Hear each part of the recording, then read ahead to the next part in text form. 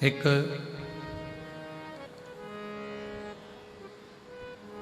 लंबा चलना है ना, बहुत दूर तक अगर जाना है, बहुत लंबा चलना है और जूता भी आप पहने हुए हो, पाँव में जूता पहने हुए हो और बहुत लंबा चलना है। उस जूते के अंदर एक छोटा सा बारीक सा अगर कंकर आकर पड़ गया, उसमें आकर गिर गया,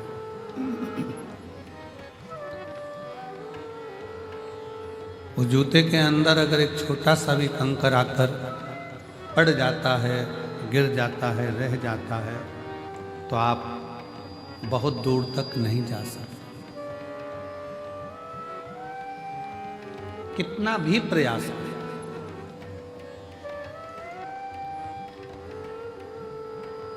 बहुत लंबा चलना है तो कंकर को जूते में से निकाल कर बाहर फेंकना पड़ेगा। उसी तरह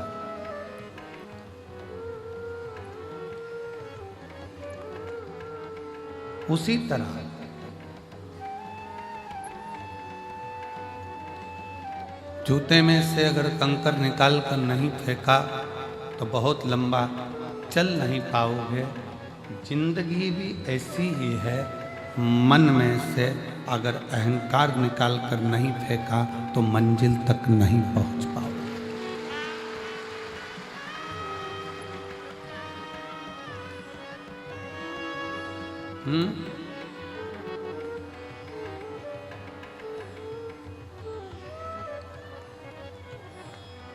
मंजिल तक नहीं पहुंच पाओगे। जूते में से कंकर का निकालना जरूरी है और मन से अहंकार का निकालना जरूरी है। शिव जी ने कामदेव को क्यों भस्म करा? भगवान शंकर को ऐसी क्या पड़ गई थी जो कामदेव को भस्म करना पड़ा? मेरे शंकर भगवान कामदेव को भस्म नहीं करते, पर कामदेव के अंदर अहंकार इतना आ गया था कि भगवान शंकर को कामदेव को भस्म करना ही पड़ा। अहंकार में तीन गए, धन, वैभव और वंश। ना मानो तो देख लो रावण, कौरव और कंस, ये तीनों अहंकार में चले जाते हैं। इन तीनों का वंश पूरा अभिमत्ता में मिट जाता है, पूरा अभिमत्ता।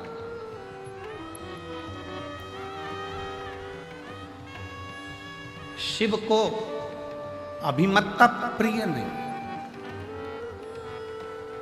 शंकर भगवान को तुम्हारा अहम, तुम्हारा अहंकार प्रिय नहीं।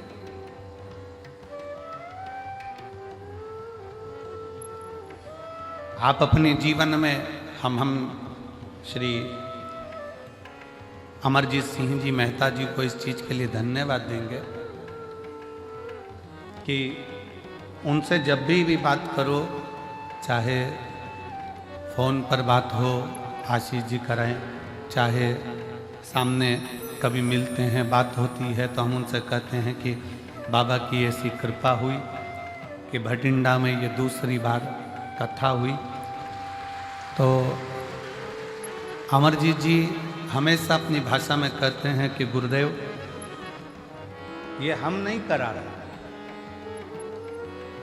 और मैं उनके बेटे को भी यही कहूँगा, पदम जी को, कि उनके मुख से भी यही शब्द निकलता है कि गुरुदेव, ये कथा, ये सत्संग, ये संगत हम नहीं करा रहे। ये तो कहीं स्वयं भटिंडा की भूमि पर, ये भटिंडा में रहने वाले रहवासियों के कोई पुण्य प्रबल हुए होंगे तो इन्होंने ये कथा करा।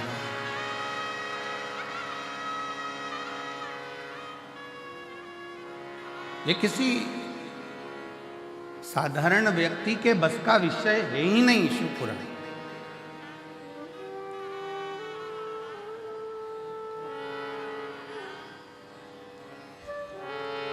शंकर भगवान की पुराण को करवाने के लिए भगवान शंकर पूरा छलनी से छान लेते हैं और फिर जान लेते हैं कि ये सही है, करवा पाएगा कि नहीं करवा पाएगा, तब करवा पाते हैं।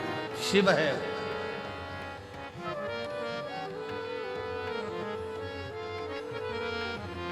ओगड़दानी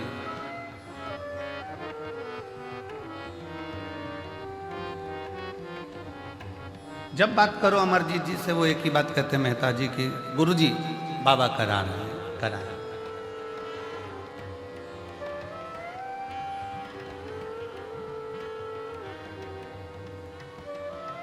वाहे गुरु जी का खालसा, वाहे गुरु जी की फतेह।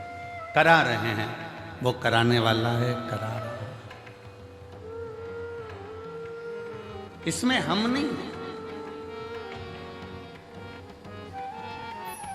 भगवान शंकर कामदेव को जलाकर इसलिए भस्म कर रहे हैं क्योंकि कामदेव के अंदर ये अहंकार आ गया था कि मैं शंकर की समाधि को तोड़ सकता,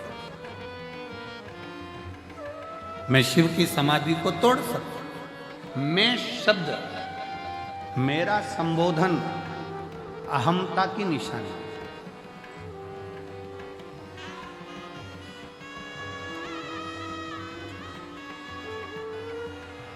जिस दिन आपके अंदर, कल कथा में कहा था कि जिस दिन आपके अंदर ये आ जाएगा कि मैं दुकान कर रहा हूँ, मैं मकान कर रहा हूँ, मैं गाड़ी चला रहा हूँ, मैं घर चला रहा हूँ, मैं परिवार चला रहा हूँ, मैं रिश्ते निभा रहा हूँ, समझ लेना कि उस दिन अब तुम्हारा थोड़ा थोड़ा डाउन होना चालू होगा। कामदेव ने अपनी भाषा में कह दिया कि मैं शिव की समाधि को तोड़ सकता हूं, मैं शंकर भगवान की समाधि को तोड़ सकता हूं।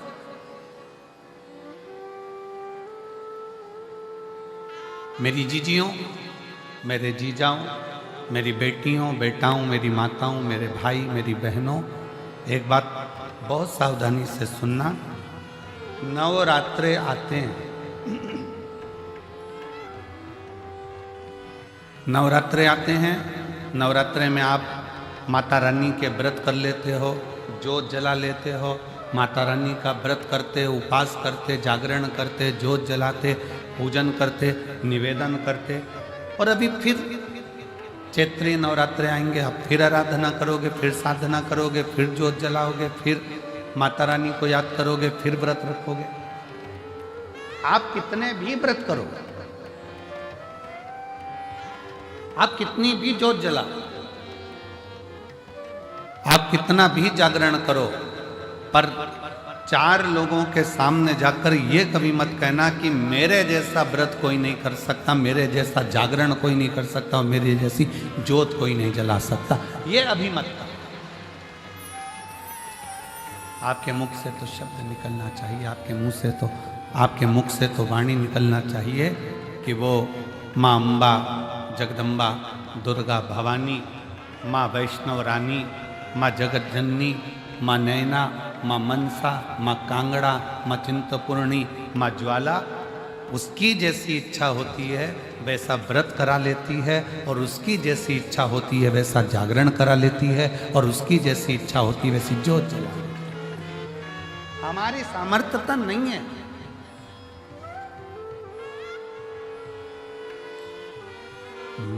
मेरा आपकी कृपा से सब काम हो रहा है, मेरा आपकी कृपा से सब काम हो रहा है। करते हो भोले बाबा मेरा नाम हो रहा है, करते हो भोले बाबा मेरा नाम हो रहा है। प्रभु आपकी कृपा से सब काम हो रहा है, भोले आपकी कृपा से अब काम हो रहा। हमारा अहम हमें त्याग देना, हमारी अभिमतता हमें त्याग देना, हमारे भीतर का अहंकार हमें त्याग देना।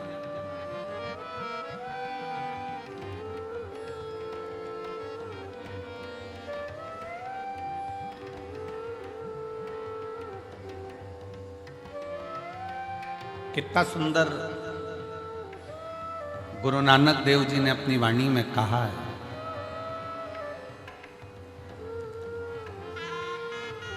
कि जब संगत आवे, जिस समय पर दरवाजे पर कोई संत, कोई साधु, कोई सन्यासी, कोई तपस्वी, कोई साधक, कोई उपासक, कोई भक्त, कोई दीन, कोई दुखी तुम्हारे दरवाजे पर आवे, गुरु नानक देव जी अपनी वाणी में कहते हैं कि उस रब की सेवा से बड़ी सेवा होती है किसी गरीब को, भूखे को भोजन कराने की सेवा।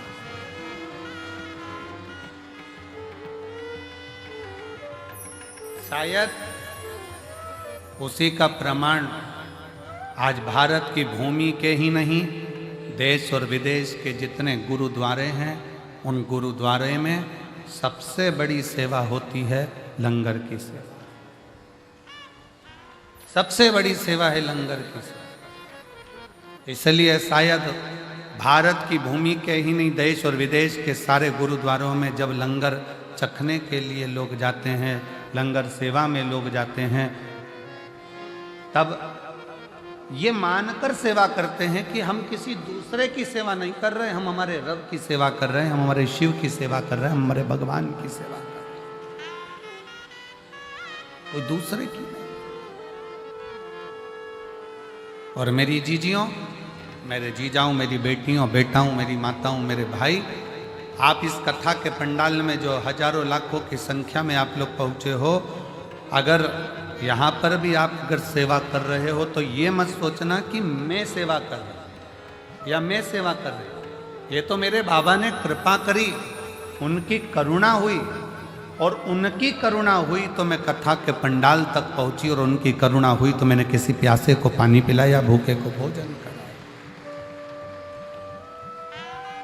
भागवत जी किस किस ने सुनी है? हाथ उठाओ जरा। सबने सुनी है? रखो हाथ नीचे। भागवत सुनी होगी तो उसमें एक प्रसंग आता है भगवान सुदामा और भगवान कृष्ण।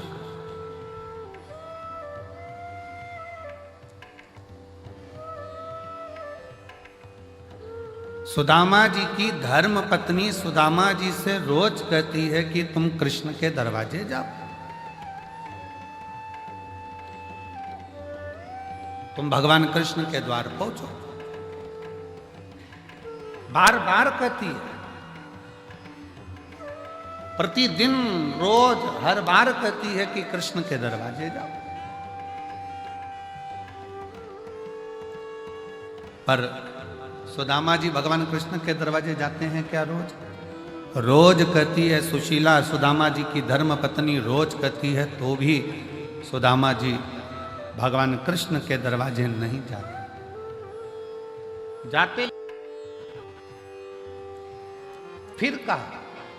फिर कहा बहुत दुख का जीवन चल रहा था सुदामा जी का, बहुत तकलीफ की जिंदगी चल रही थी, बार बार कहा गया, पर सुदामा जी भगवान कृष्ण के दरवाजे नहीं जाते। फिर एक दिन सुशीला ने सुदामा जी की पत्नी ने कहा कि तुम रुको, मैं पड़ोसी के घर से कुछ लेकर आती हूँ। पड़ोसी के घर से तंदूल मांग कर लाई, पल्लू में बांध कर सुदामा जी को दिया। सुदामा जी ने वो तंदूल, वो चावल अपनी बाजू में दबाया और दबाकर लेकर चले गए। ध्यान देना, सुदामा जी के पल्लू में पुण्यमय तंदूल आया तो सुदामा द्वारकाधीश के पास पहुंचे। शिव महापुराण की कथा कहती है, जब हमारी जिंदगी में कोई पुण्य हमारे पल्ले में आता है तब जाकर हम शिव महापुराण की कथा तक पहुंच पाते।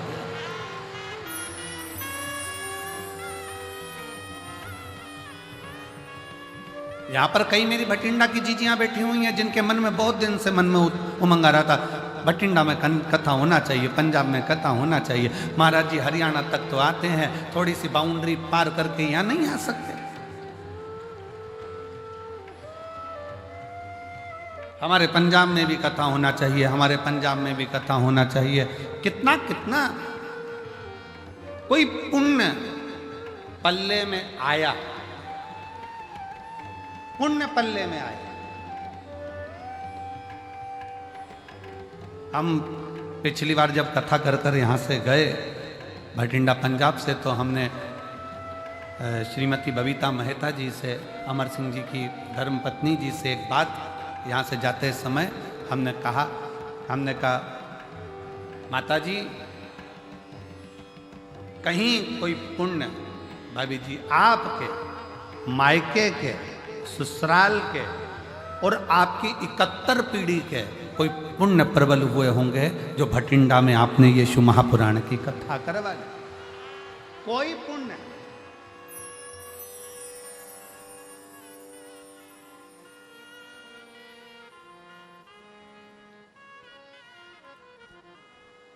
और मैंने तेरे ही भरोसे बाबा, तेरे ही भरोसे हवा बिच उड़ती जावांगी बाबा, डोर हटो छड़ीला मैं कटी जावांगी, भोले में तेरी पतन, शंभो में तेरी पतन, हवा बिच उड़ती जावांगी बाबा, डोर हटो छड़ीला मैं कटी जावांगी। कोई पुण्य हमारे प्रबल होंगे।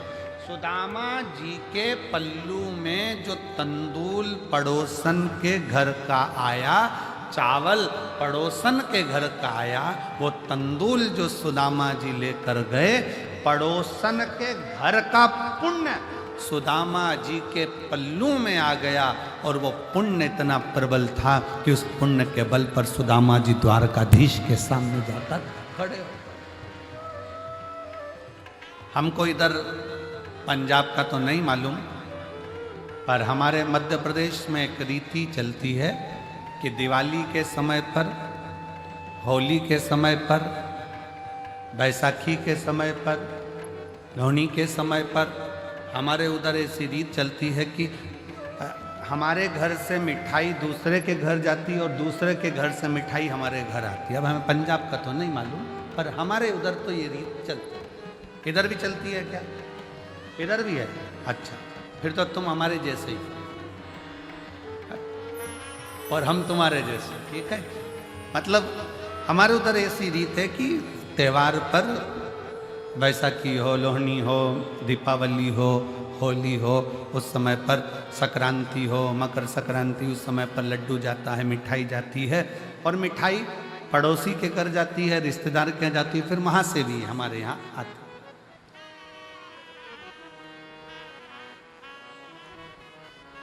और जितनी अच्छी अपने घर की नहीं लगती उतनी पड़ोसी के घर की लगती है। हमारी मासी जी के यहाँ से आई, मामा जी के यहाँ से आई, काका जी के यहाँ से आई, काकी जी के यहाँ से आई, वहां से आई।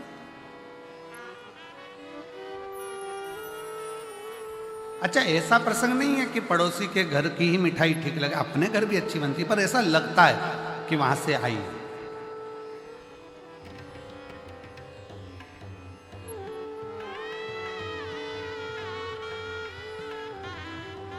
और कभी कभी वो एक प्रसंग याद आ जाता है ना कि वो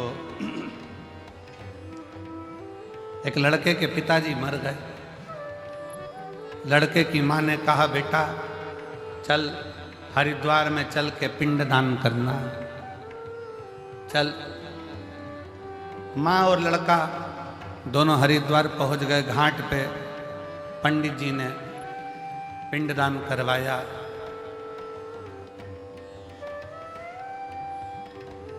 और पिंडदान करवाने के बाद वहां पर भोजन रखा। इतने में एक कौवा उड़ते उड़ते आया। लड़के ने अपनी माँ से कहा, माँ देखो, हमने सुना है कौवे के रूप में पितर आते हैं, आज मेरे पिताजी देखो कौवे के रूप में उड़कर आ रहे हैं।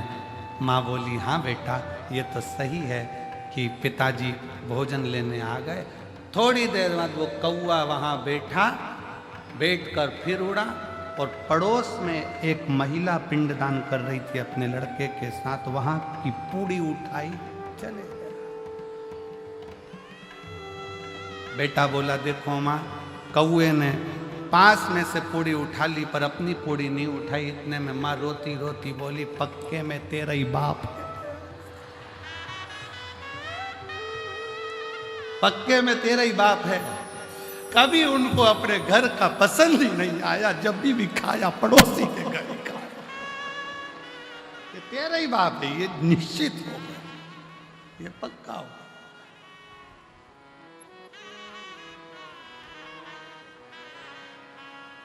अब हमारे उधर की एक रीत है कि भाई मिठाई यहां से आई, वहां से दी, वहां से आई, वहां से दी, आया। क्यों, किस लिए? हम भारतीयों में ऐसा रिवाज क्यों है कि त्योहार पर, फंक्शन में, उत्सव में अपने घर की मिठाई दूसरे के घर, दूसरे के घर की मिठाई अपने घर, ऐसा हमारे भारतीयों में ऐसा प्रसंग क्यों आता है? उसका कारण केवल एक सुदामा जी के चरित्र से है। सुदामा जी की पत्नी रोज कहती रही कि जाओ द्वारकाधीश के दरवाजे जाओ, द्वारकाधीश के दरवाजे जाओ, द्वारकाधीश के दरवाजे।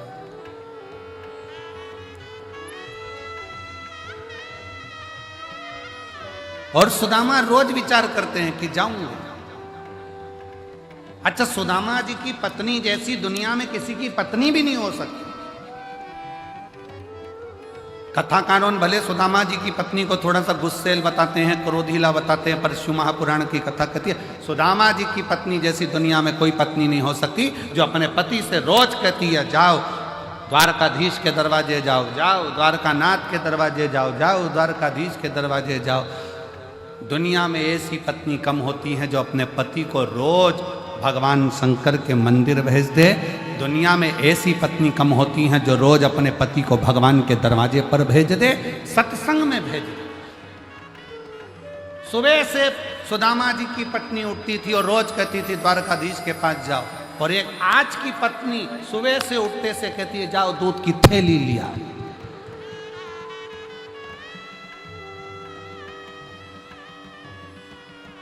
और ऊपर से भी फोन करती करती कह रही है ब्रेड का पैकेट भी लिया ना। और सुनो, आते आते आते आते देखिए ना, थोड़ा वो पार्लर वाली 3 दिन पहले गई थी, आई कि नहीं आई। और पति बेचारा डिप्रेशन में आ गया, इसके टेंशन।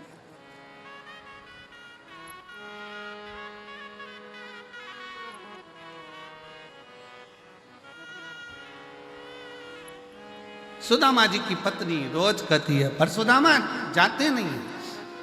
शिव महापुराण की कथा कहती है जब तक पल्ले में पुण्य एकाग्रित नहीं होगा तब तक भगवान के दरवाजे, सत्संग में गुरु के दरवाजे तब तक आप नहीं पहुंच सकते जब तक आपके पल्लू में पुण्य ना हो।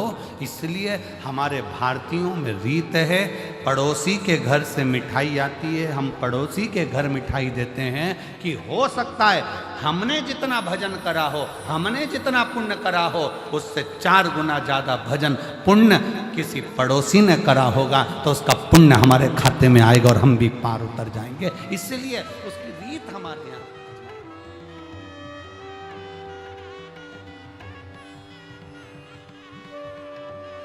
और मेरे भोले तेरा सहारा है, मेरे भोले तेरा सहारा है, मेरी नैया का तू किनारा है, मेरी नैया का तू किनारा। मेरे बाबा तुझे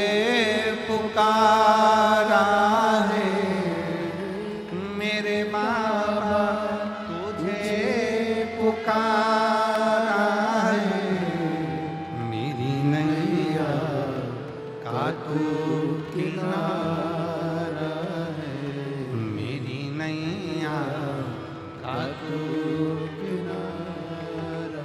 हमारे पल्लू में अगर पुण्य है तो हम सत्संग में गए हैं, हमारे पल्लू में अगर पुण्य है तो हम गुरुद्वारे गए हैं, हमारे पल्लू में अगर पुण्य है तो हम शिव के द्वारे गए हैं, हमारे पल्लू में अगर पुण्य है तो हम माता रानी का दर्शन करने गए हैं, हमारे पल्लू में अगर पुण्य है तो हम भगवान का भजन कर रहे हैं, अगर पुण्य नहीं है तो हम भजन भी नहीं कर सकते।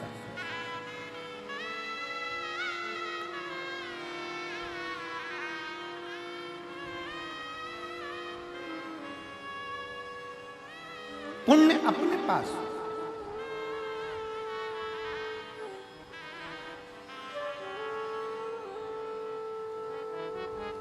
अब पुण्य कैसे कमाओगे? शिव महापुराण की कथा कहती है, हमने पहले भी कथा में कहा, ये कौन सा हाथ है? सीधा। ये कौन सा हाथ है? जम के बोलो, उल्टा। पुण्य का काम कैसे करते हो? जम के बोलो जरा, सीधे हाथ। एक दिन इस उल्टे हाथ को बड़ा बुरा लगा कि जो भी कुछ करे तो यही करे, हवन करे तो ये, दान करे तो ये, पुण्य करे तो ये, सत्कर्म करे तो ये, अपन तो बेकार में पैदा हुआ। इस उल्टे हाथ को थोड़ा सा बुरा लगा। एक ही एक बहू अगर सब काम करे तो दूसरी बहू को तो बुरा लगता ही कि बताओ, सास एक ही एक को पूछ रही है, सास एक ही एक को काम बता रही है, हम तो बुरे, हमारा क्या काम? इस हाथ को बड़ा बुरा लगा कि मैं काहे के लिए पैदा हुआ, क्या काम का मैं?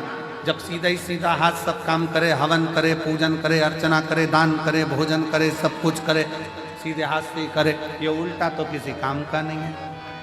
एक दिन ये उल्टा हाथ एक गुरु के पास पहुंच गया और गुरु जी से कहा, गुरुदेव, भगवान ने मुझे पैदा ही क्यों करा? मैं किसी काम का ही नहीं हूँ, सारा पुण्य तो इसके खाते में जा रहा है, मैं करूं तो करूं क्या? इतने में गुरु ने कहा, चिंता मत कर, तेरा नाम उल्टा हाथ है, मतलब तू किसी काम का नहीं है, फिर भी अगर तू एक काम कर, जो सीधा हाथ काम करे ना, तो तू इसको टच कर लिया कर, टच करेगा तो वो पुण्य के साथ तुझे भी थोड़ा थोड़ा पुण्य मिलना प्रारंभ हो जाएगा और तेरा कृपार्थ, तेरा कल्याण हो जाए। ये आप सब लोग क्या कर रहे हो? अगर अमरजीत सिंह मेहता जी कथा करा रहे हैं या उनकी पूरी टीम कथा करा रही है तो उनके साथ सब मिलकर क्या कर रहे हो? थोड़ा थोड़ा टच कर कर, भैया कराओ, भैया होन दो, भैया हम भी करेंगे सेवा, भैया हम भी करेंगे, ये सब एक दूसरे को टच करा तो वो कहते हैं ना कि डीपी से कनेक्शन चला और डीपी से कनेक्शन चलते चलते चलते चलते सारे बल्ब जल गए। उसी तरह आपकी भी जिंदगी का उजाला आपने स्वयं कर, स्वयं।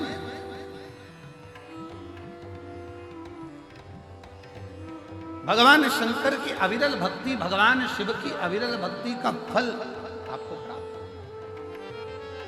शिव तत्व आपको प्राप्त। और शंभु शरणे मांगू घड़ी रे,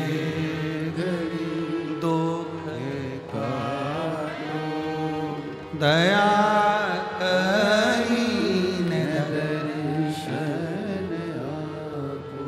अगर हम बहुत बड़ा आयोजन नहीं कर सकते, हम बहुत बड़ा कार्य नहीं कर सकते, हम बहुत बड़ा उत्सव नहीं कर सकते, तो जो बड़ा उत्सव, बड़ा कार्य अपने नगर में, अपने शहर में कोई सत्कर्म हो रहा हो, कोई सेवा का काम हो रहा हो, तो अपन नहीं कर सकते तो कम से कम जाकर खड़े होकर इस शरीर के द्वारा थोड़ा सा भी स्पर्श कर लेंगे तो उससे भी अपन पार उतर सकते हैं, पार लग सकते हैं।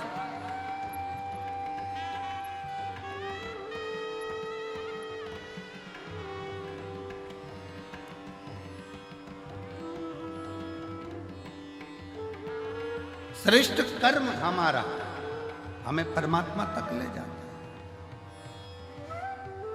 श्रेष्ठ कर्म। एक महिला ने लिखा,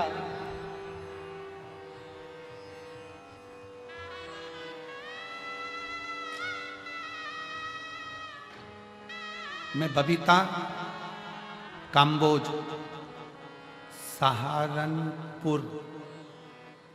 सहारनपुर कहाँ पर है? यही है, आसपास है यूपी सहारनपुर की रहने वाली हूँ। कहीं बैठी हो? आप ही हैं? आ जाओ, बेलपत्र लेकर के आ जाओ।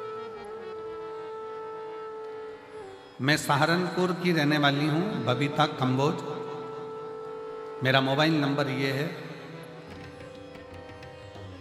गुरुदेव, मैं वर्णन करना चाहती हूँ, जब पहला कोविड आया था 19 का, तब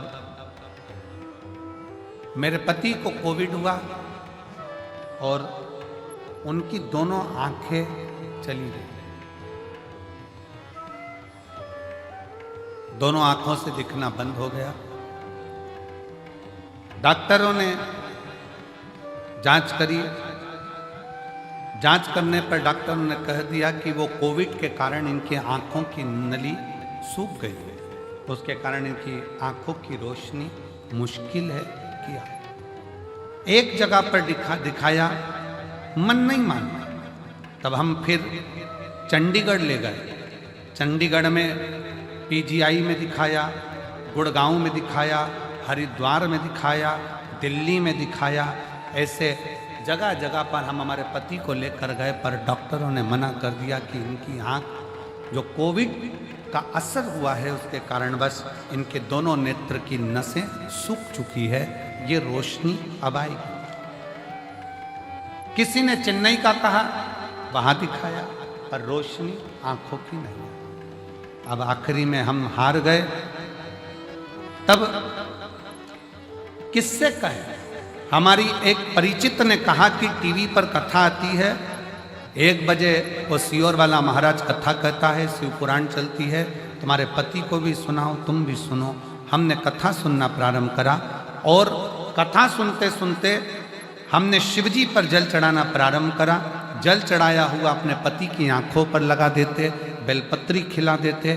तब अपनी पड़ोसन से कहा कि तुम, पति तो नहीं जा सकता, क्या तुम मेरे साथ सीहोर चलोगी?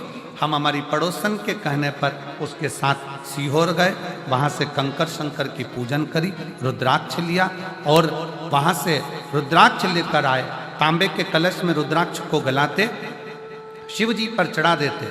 शंकर का चढ़ा जल अपने पति को पिला भी देते, आंखों में लगा भी देते। ऐसा करते करते 19 में आंख गई, 20 में नहीं आई, 21 में नहीं आई, 22 में नहीं आई। ऐसा क्रम करते हुए जब 23 आया तब हमने कथा सुनी और बाबा की ऐसी कृपा हो गई कि बाबा की करुणा से आज मेरे पति पूर्ण तरह से देखना प्रारंभ कर दिए और उनकी आंखों ने काम करना प्रारंभ कर दिया। अब वो अपना काम स्वयं कर लेते हैं, मोटरसाइकिल भी चला लेते हैं और बाबा की कृपा उनने देखना चालू कर दिया। मैं शिव जी को प्रणाम करने के लिए यहाँ आई। मेरा नाम बबीता कंबोज, सहारनपुर की रहने वाली हूँ। मेरा मोबाइल नंबर ये है। शिव तत्व किसको कहते हैं?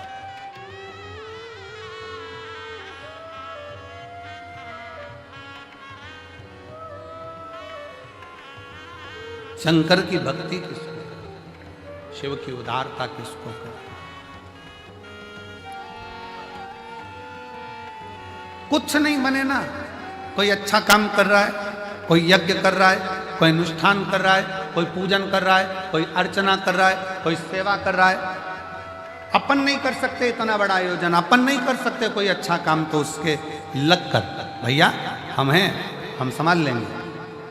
कोई काम ना दीजिए तो खाली पानी की बोतल हम उठा लेंगे, हम कचरा उठा लेंगे, पर हमें सेवा करना।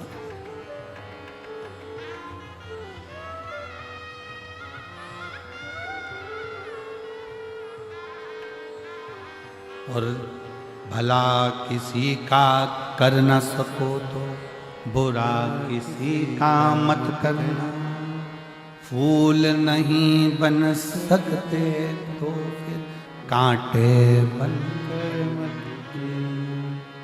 अच्छा करिए, अच्छी सोच रखिए, अच्छे विचार रखिए।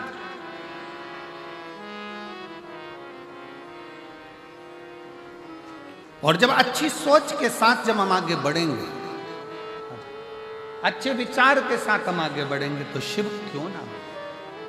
आ जाओ।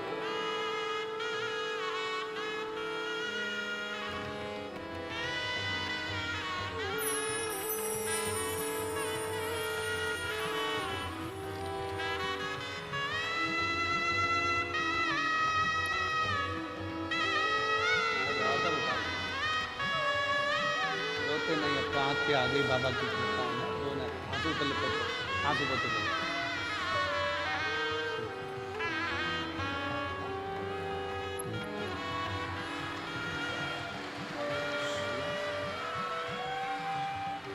रोते नहीं, उठो उठो, रोना नहीं, उठो अब उठो, आंसू पोछो, आंसू पोछो बाबा को।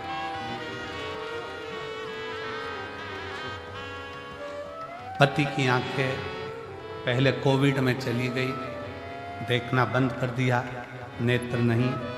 डॉक्टरों ने जवाब दे दिया था, चंडीगढ़ के पीजीआई कॉलेज के, गुड़गांव के, हरिद्वार के, चेन्नई के, दिल्ली के, सब ने मना कर दिया था आंखें नहीं आएगी क्योंकि नसें सूख गई।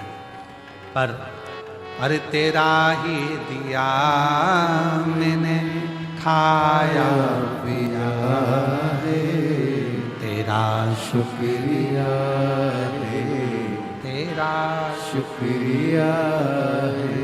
अब वो मोटरसाइकिल भी चलाते हैं, अपना काम भी करते हैं और दुकान भी संभाल लेते हैं। अब उनको पूरा दिखना प्रारंभ हो, ये शिव है।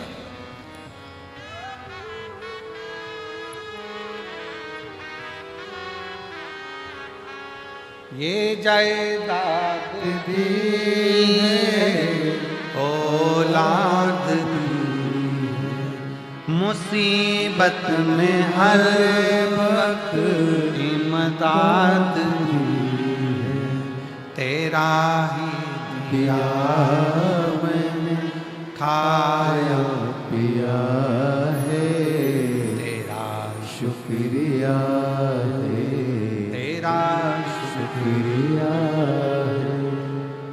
उसकी आराधना करें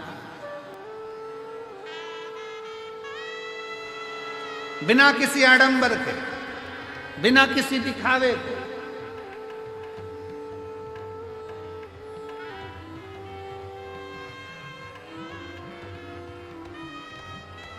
केवल एक विश्वास, एक भरोसा, एक विश्वास, एक भरोसा, और उस विश्वास और भरोसे के बल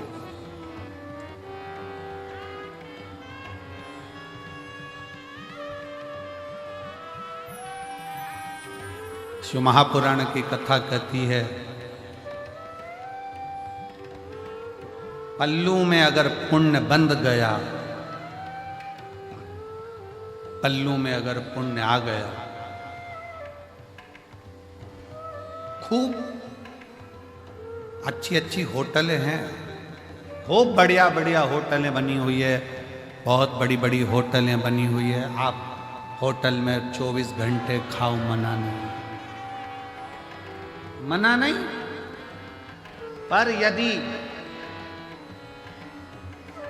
अपने नगर में, अपने क्षेत्र में तुम कहीं बाहर गए हो और राह में तुम्हारी जेब में अगर पैसा है तो तुम अच्छी अच्छी होटल में खा सकते हो, पर एक बात याद रखना, पैसा अगर जेब में है तो होटल तक पहुंचोगे, और अगर पुण्य तुम्हारी जेब में है तो तुम गुरुद्वारे तक, शिव के मंदिर तक, शंकर की चौक तक।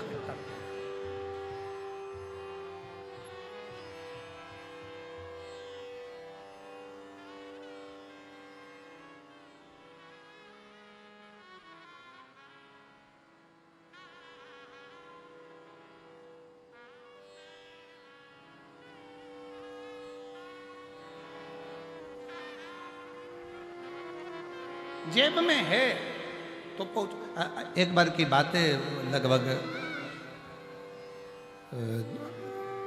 15 साल हो गए होंगे, 15 साल से भी लगभग ज़्यादा हो गए होंगे, 15-16 साल के करीब में हो गए होंगे।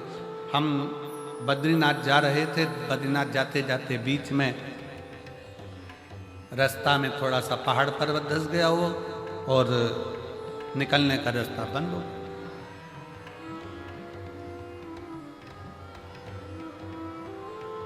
वहीं पंजाब के 2 बेटे, पंजाब के 2 लड़के और मोटरसाइकिल से वो हेमकुंड साहिब जा रहे हैं। और पंजाब के वो दोनों बेटे जो हेमकुंड साहिब जा रहे थे, उन्होंने देखा कि यहाँ रास्ता बंद पड़ा हुआ है और सब लोग परेशान हैं, बच्चे भी परेशान हैं। वो दोनों लड़के गाड़ी को खड़ा करे, मोटरसाइकिल को साइड में, बुलेट को, और वो दोनों लड़कों ने तुरंत पत्थर उठा कर उस रास्ते को क्लीन कर, रास्ता साफ कर। जब रास्ता साफ हो गया तब हम नीचे उतर कर उन दोनों बेटों के पास में गए और हमने उन दोनों बच्चों से कहा, हमने कहा कि भाई तुम्हारी मोटरसाइकिल पर, बुलेट पर तो इतने सारे कपड़े भी नहीं है, इतना सारा सामान भी नहीं है, फिर आप इतने ठंड में ऊपर जा रहे हो हेमकुंड साहिब के लिए, तो कैसे जाओगे? तो कहा महाराज जी वहां सारी व्यवस्था है, सब व्यवस्था। फिर हमने उन बच्चों से कहा, हमने कहा कि बेटा एक बात तो पक्की है कि तुम्हारी जेब में नोट की गड्डी हो चाहे ना हो, पर तुम्हारे दिल में पुण्य की गड्डी बहुत बड़ी पड़ी है, इसलिए बाबा बुला रहा। जब पुण्य प्रबल होता है तब जाकर कोई सतमार्ग तक पहुंचता है, पुण्य प्रबल होता है तब कोई अच्छा काम कर पाता है, पुण्य प्रबल होता है तब कोई भूखे को भोजन करा पाता है, पुण्य प्रबल होता है तब किसी के घर में अतिथि मेहमान आते हैं, पुण्य प्रबल होता है तब किसी के दरवाजे पर कोई भूखा पहुंचता है। और अगर पाप प्रबल होते हैं तो दुनिया के लोग दूर हटते चले जाते हैं, केवल दारू कुट्टे पास में आते चले जाते हैं। केवल नशा, चाहे वो मदिरा का हो, जुए का हो, व्यसन का हो, स्त्री का हो, किसी भी तरह का नशेला व्यक्ति तुम्हारे से जुड़ते चले जा रहा है और भगवान दूर हटते चले जा रहे हैं। पहले मन करता था जाकर अरदास करने पहुंच जाते थे, पहले मन करता था तो मंदिर तक पहुंच जाते थे, पहले मन करता था गुरुद्वारे तक पहुंच जाते थे, पहले मन करता था तीर्थ तक पहुंच जाते थे। अब भगवान ने धन भी दे दिया, गाड़ी भी दे दी, ड्राइवर भी दे दिया, सत्ता भी दे दी, वैभव भी दे दिया, और भगवान के दरवाजे तक पहुंच नहीं पा रहे हो। समझ लेना कि धन तो बढ़ गया पर पुण्य खत्म होता चले गया, इसलिए परमात्मा दूर हटता चला।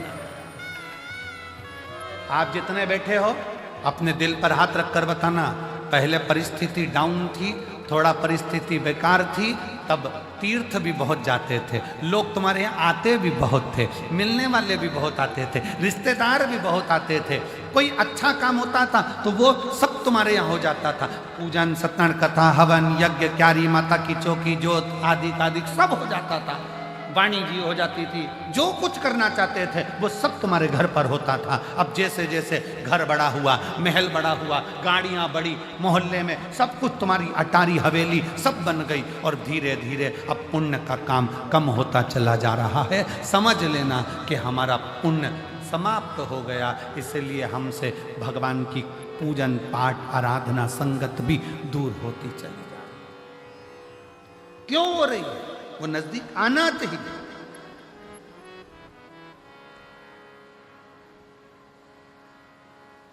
पहले छोटा सा घर था, मेहमान ज्यादा आते थे, घर बड़ा हो गया, मेहमान जाना चालू हो गया, मेहमान नहीं आते। कारण क्या है? घर तो बड़ा हो गया पर दिल बड़ा करना भूल गए, मन बड़ा करना भूल गए।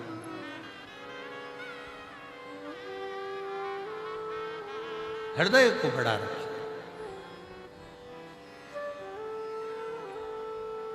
मन को बड़ा रखे। दिल को बड़ा देखिए। और जब हृदय बड़ा हो, एक पत्र है देखिए बड़ा सुंदर।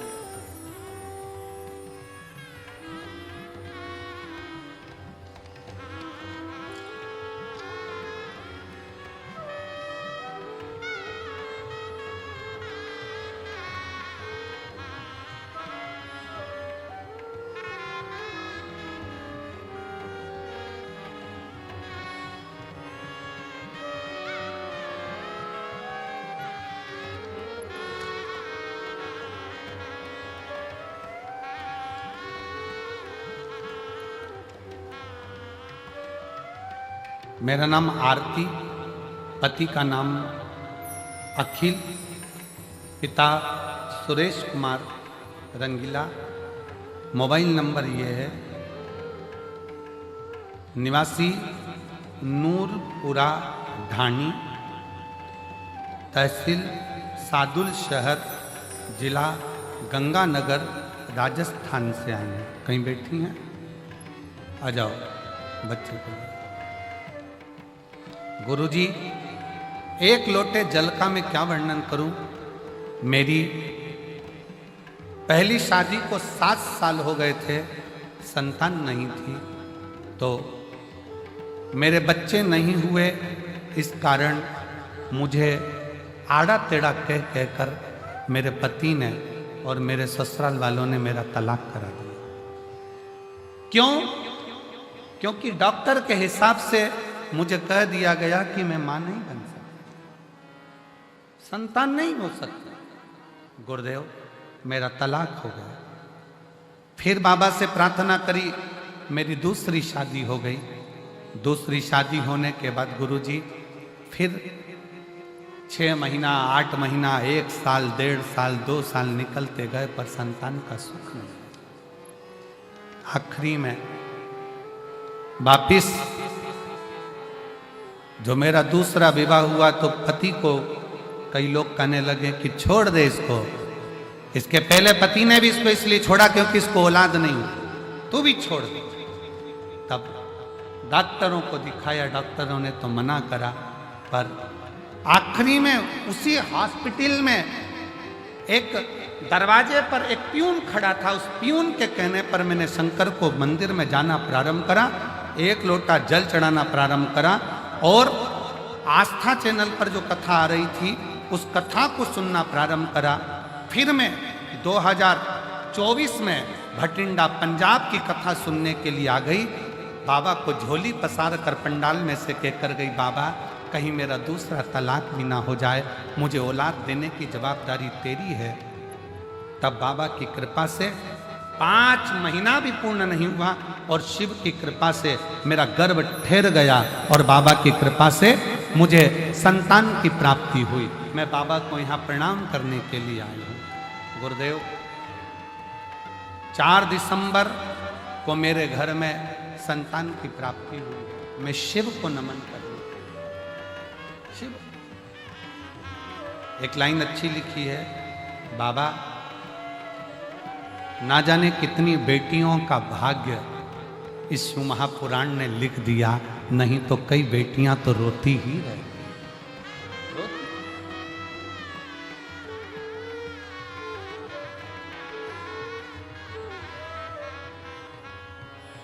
फिर निवेदन करूंगा, ना जाने कौन सा पुण्य अमरजीत जी, बबीता भाभी जी को, पदमजीत जी को बहुत बहुत साधुवाद दूंगा। ना जाने कौन सा पुण्य आपका और ना जाने कौन सा पुण्य इस भटिंडा वालों का प्रबल हुआ होगा, जो शिव महापुराण की कथा इस भटिंडा पंजाब में पहुंची। पुण्य है ये हमारा।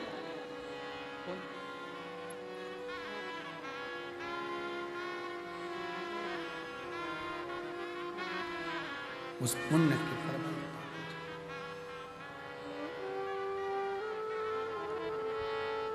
जब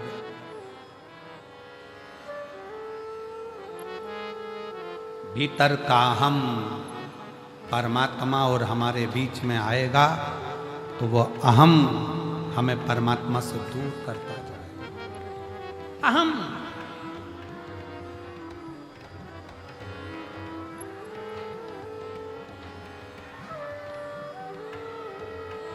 कल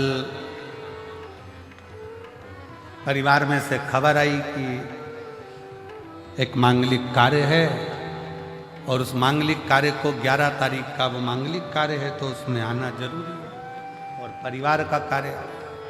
तो हमने अमरजीत जी से कहा कि भैया आशीष को खबर करी कि ये मैसेज अमरजीत जी को दे दो कि कथा जो 7 दिन की है वो कथा 5 दिन में पूर्ण करेंगे, और कथा जो 12 तारीख को पूर्ण होना थी वो 10 तारीख को हम पूर्ण करके 10 तारीख को हमें निकलना पड़ेगा। 11 तारीख और 12 तारीख का 2 दिन का परिवार में कार्य है और बहुत जरूरी है, उसमें जाना। अब वो खबर पद्म बेटा को मिली और पद्म बेटा पद्मजीत जी मेहता आशीष के पास आए कि आशीष भैया बात करना है। कहा क्या? कहे गुरुजी से बोलो ना कि 7 दिन की पूरी कथा करें, गुरुजी 5 दिन की कर रहे हैं। हमने आशीष जी से कहा कि पद्म को बोलो, बाबा फिर बुलाएगा। जो 5 दिन अगर मिले हैं ना, तो ये 5 दिन भी अपनी झोली इतनी भर लो कि अगले वर्ष फिर बाबा कृपा कर दो। इतनी कृपा। ये 5 दिन भी अगर मिले हैं तो जीवन के वो लक्ष्य बनाकर, वो आनंद बनाकर सुनो। और मेरा फिर भटिंडा वासियों से निवेदन है, आज कथा का दूसरा दिन हो गया, 3 दिन की कथा और है आपके पास में। ऐसा झोली पसार कर सुनना कि मेरे बाबा अगली बार हमें इतना देना कि हम भी शिव महापुराण की कथा इस भटिंडा शहर में करा सकते। ऐसी कृपा श्रवण करो दिल से।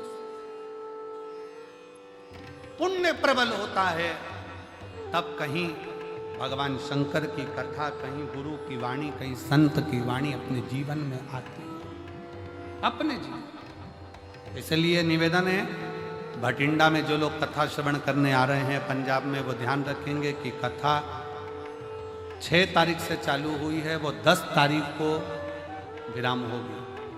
और आखिरी दिन की जो कथा है वो समय आप लोगों को तो हमेशा मालूम ही है। कौन सा समय रहता है?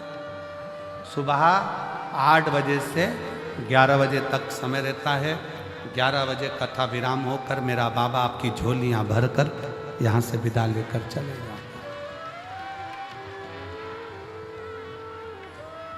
पुण्य के ये 5 दिन है, सुनो, धारण करो और अपने जीवन में उतारो।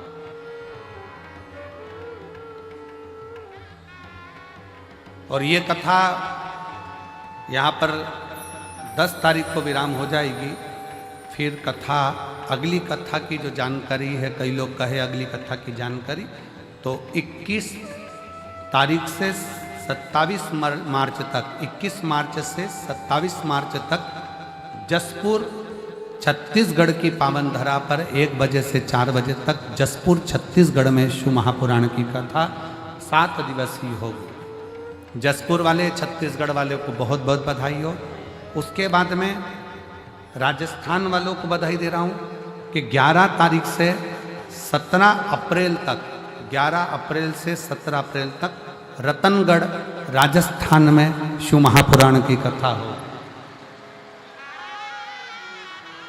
11 अप्रैल से 17 अप्रैल तक रतनगढ़ राजस्थान वालों को बधाई हो जो कथा मिली है। और बिहार वालों को भी बधाई दूंगा जिनको कथा 21 अप्रैल से 27 अप्रैल तक सिंहेश्वर बिहार में कथा होगी। उसके लिए बिहार वासियों को बहुत बहुत बधाई हो, बिहार के रहवासियों को बधाई हो। ये सभी कथाओं के क्रम चले। शिव तत्व है, उसको धारण 5 दिन है भटिंडा के पास में, इसको दिल से, आनंद से, जितनी सेवा से, जितने भजन से, जितनी भक्ति से श्रवण कर सकते हो और जितने प्रेम से बाबा को पुकार सकते हो पुकार।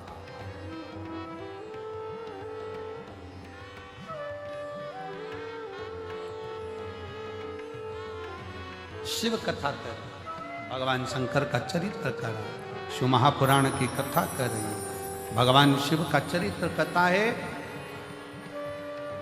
कामदेव के भीतर अहंकार, कामदेव के भीतर अभिमत्ता, कामदेव के भीतर अहम समाहित हो गया। अभिमान कामदेव के भीतर अहम।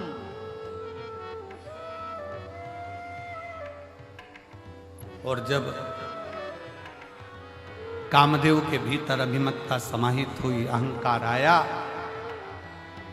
मेरे शिव भस्म नहीं करते। जब अहंकार बढ़ता चले जाता है तो शंकर भी भस्म कर ही दे। एक शिव जी का एक भक्त था जिसका नाम था प्रणत।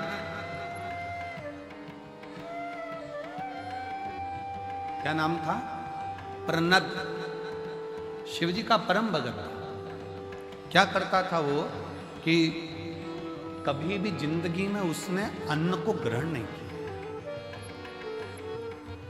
अन्न खाता ही नहीं, पानी पीता, पेड़ों की पत्तियां तोड़कर भगवान का श्रृंगार करता और उसी पत्ती का सेवन करता।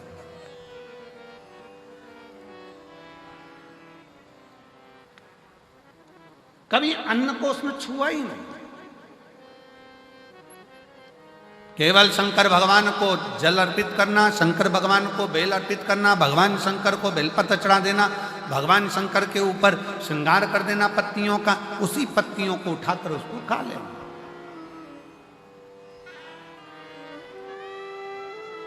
समय निकलता गया। एक दिन प्रणत पत्तियां तोड़ रहा था और डाली पे से नीचे गिरा। नीचे गिरते से ही हाथ उसका कट गया। कटा तो उसमें से रक्त गिरने की जगह उसमें से पत्तियों का रस टपक रहा। पत्तियों का रस टपक रहा।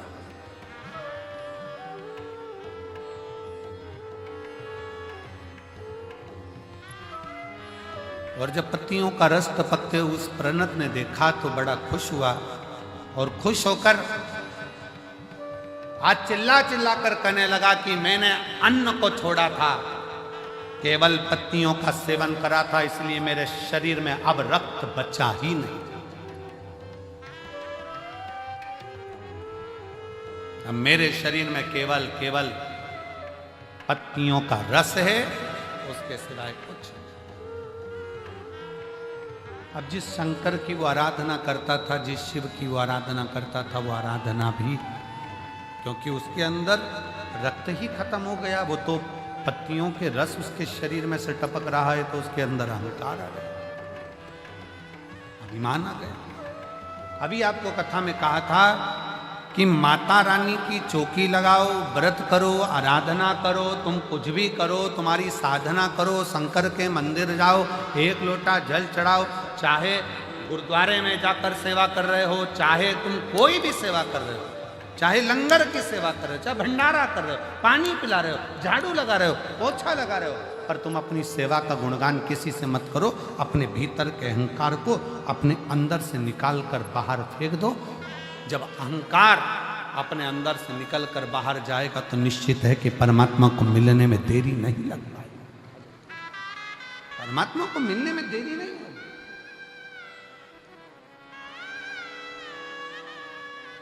परमात्मा फिर मिलता जरूर है।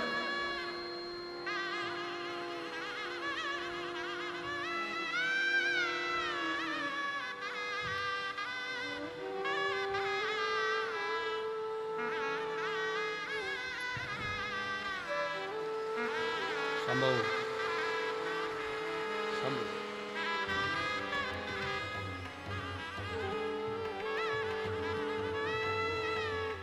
जोरदार ताली बजाकर साथ में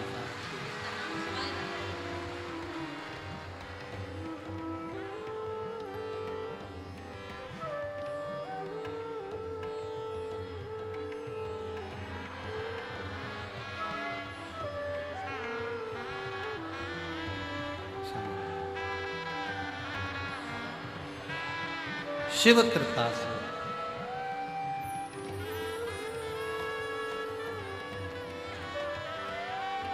आरती, पति का नाम अखिल, नूरपुरा ढाणी, सादुल शहर तहसील, गंगानगर, राजस्थान की है। बेटी ने लिखा है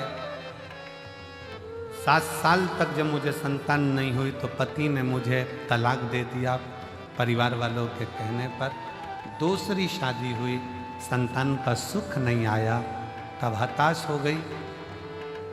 लगा इनको भी दोस्तों ने कहना चालू करा कि छोड़ दे। तब मेरे पति ने मेरा साथ दिया और हमने भटिंडा की कथा को श्रवण किया और शिव जी से प्रार्थना करी, बाबा की कृपा से मुझे संतान की प्राप्ति हुई। शिव शिव